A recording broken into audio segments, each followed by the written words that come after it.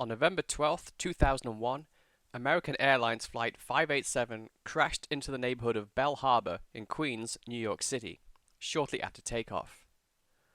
All 260 people on board, along with 5 people on the ground, were killed.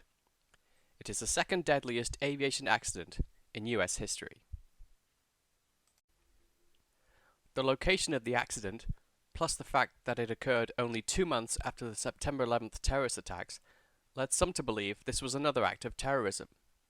However, the official investigation concluded that this was not the case. The plane, an Airbus A300, was a regularly scheduled flight from JFK International Airport in New York to Las Americas International Airport in the Dominican Republic. At this time, there were weekly direct flights between JFK and the Dominican, with American Airlines performing most of them. Around 90% of the passengers on the flight were of Dominican descent. The aircraft taxied to runway 31L, behind a Japan Airlines Boeing 747 preparing to take off. At 9:11 a.m., the GAL flight was cleared for takeoff. 30 seconds later, air traffic control warned Flight 587 flight crew about potential wake turbulence from the preceding Boeing. Wake turbulence is a disturbance in the atmosphere that forms behind an aircraft as it passes through the air. This is especially hazardous during either takeoff or landing phases.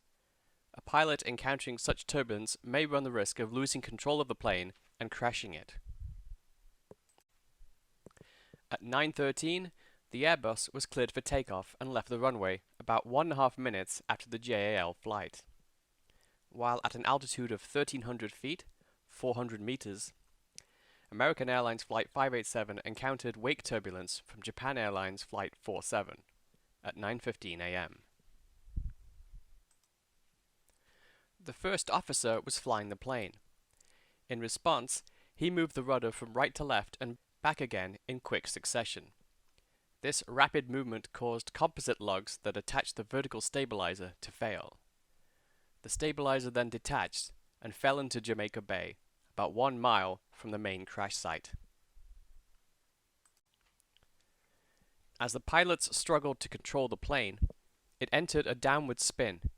The resulting forces caused both engines to detach from the wings.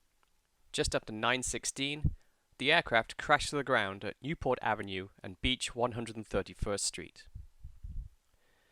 As the crash occurred just 2 months after the September 11th attacks, both the Empire State Building and the headquarters of the United Nations were evacuated.